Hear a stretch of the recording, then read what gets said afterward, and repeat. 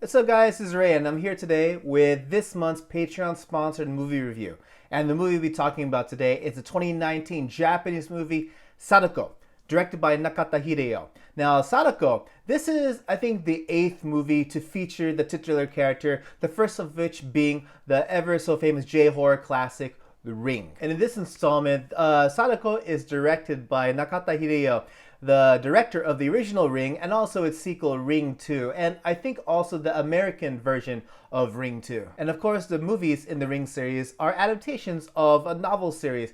But after reading some synopses on Sadako online, it says that Sadako is supposed to be an adaptation of Tide, which is the latest version in the Ring novel series. However, don't trust that. I haven't read any of the Ring books, but just reading the description on Tide and comparing it to the story of Sadako, it's definitely not an adaptation. And canonically, I think this movie kind of fits in somewhere after the original Ring 2, after the last Ring movie that Nakata Hideo directed, mainly because it has a bunch of references from the first 2 Ring movies, but not so much any references towards the other movies like the Sadako 3D spin-offs, or obviously not even Sadako versus Kayako. The story of Sadako, it's about this doctor by the name of Dr. Akikawa. She's played by Ikeda Elaiza, an actress who I think is getting more and more popular recently. I've been seeing her a lot more movies. Like last year, she came out in the Japanese version of Sunny and $1 Million Man. But anyways, Dr. Akikawa, she encounters this mysterious young girl. I think she's like elementary school aged.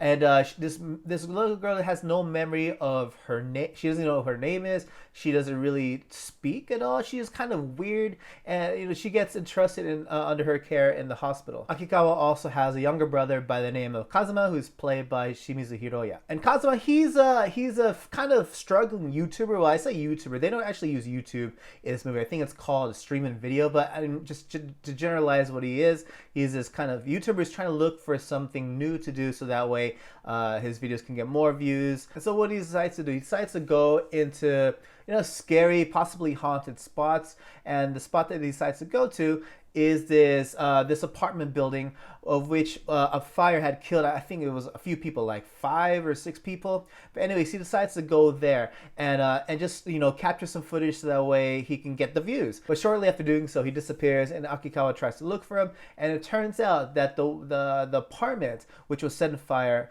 happens to belong to the little girl who she's taking care of. And it seems like the mysterious entity behind these strange happenings happens to be Sadako. All right, so let's dive into the positives of Sadako. And honestly, there aren't too many. But the first one, I appreciate how much of a callback this movie is to the original movies, most specifically the first 2 movies. And the reason why I say that is because this movie shares a certain character that has appeared in the first 2 Ring movies. And that character is known as Kurahachi in this movie, but if you watch the original Ring and Ring 2, you might have remembered a character by the name of Masami, and they're both played by Sato Hiromi. So I thought, at first I didn't recognize, because I haven't seen the original Ring movies in a long time.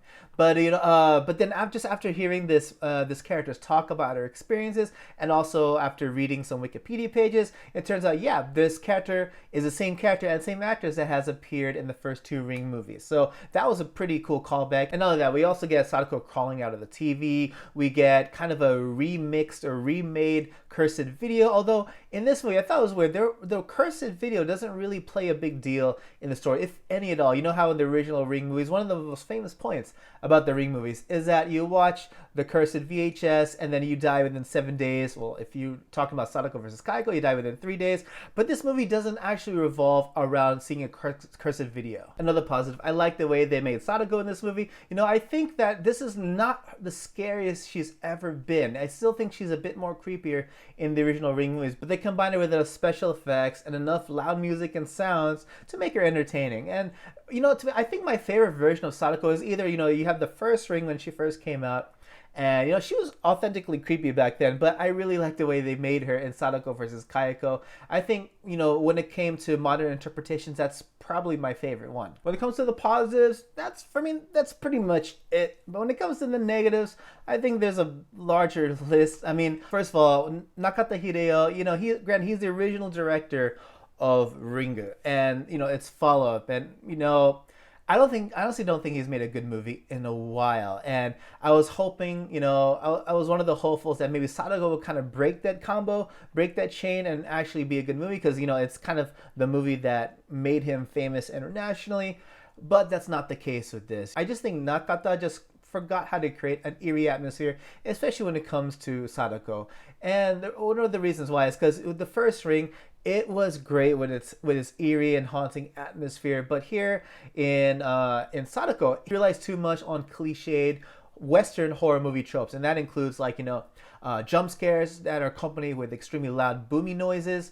And rather than, instead of creating an atmosphere, and overall on the scariness factor, I feel like this movie wasn't scary at all. Granted, the Ring movies haven't been scary to me in a long time. I think the very first Ring movie was still the scariest to me because it was like a brand new idea. But I feel like they haven't really done much to make anything new out of Sadako or even the Ring series. It's just all the same thing and it just keeps repeating. I don't know, maybe it's kind of hard to make something new out of the character Sadako, but at least the very least you can do is make her kills a lot more interesting, in terms of being different and all, but this movie doesn't even do that. And I think it's kind of unclear in the way Sadako's curse works in this movie. At least in all the previous movies, you had some kind of rule involving Sadako coming out after someone watches a cursed video, whether it be a VHS or whether it be a YouTube video. But this movie doesn't really, at least I don't remember this. I don't feel like this movie has any established rule about Sadako coming out and cursing anyone. Well, I take that back because actually in all the marketing materials like commercials and posters and whatnot, it says that if you take a video of Sadako, then you're gonna die. But I felt like the story didn't really make a big deal out of that, at least not to my memory. That's another thing I want to say. At first, this movie makes us believe that this little girl is gonna have some kind of central role, it looks like she's gonna be some kind of second coming of Sadako. At least if you watch the trailers, that's what it looks like. She wears a little white dress and her hair is long. It doesn't actually drape over her face, but she looks like another Sadako, and that was a pretty interesting point, in the beginning. However, it's a plot thread they don't actually follow through with, and they're still they weren't very clear about. Another thing, I felt there was a lot of missed opportunities with some of the setups they had in the movie. Like, this movie made you believe that Kazuma's life as a struggling YouTuber was going to play an important role in the story. Well, it does play an important role in getting the ball rolling when it comes to Sadako's curse.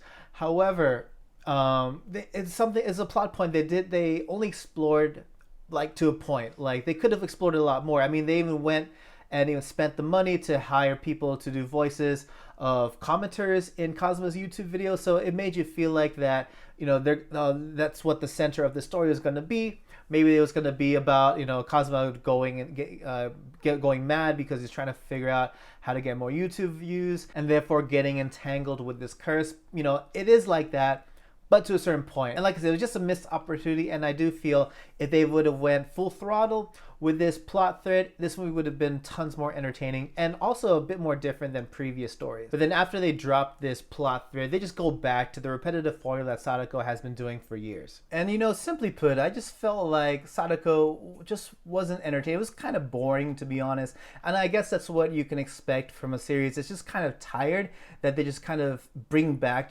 for quick cash grabs. At least that's how I felt about Sadako. I had my hopes, but I don't know. In the end, it just wasn't as entertaining as the original Ring movies. Granted, I think the most entertaining movie to feature Sadako in recent years was Sadako versus Kayako, and that's more because it was a self-aware kind of meta story on both the Ring and the Grudge series. But this one, I felt like they were trying to go back to its roots, even going as far as hiring the original director.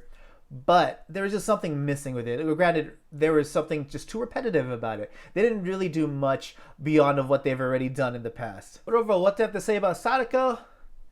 Well, I don't know. I rank it down there with the Sadako 3D movies. I don't know. For me, it was okay or less than okay. Do I recommend it to watch?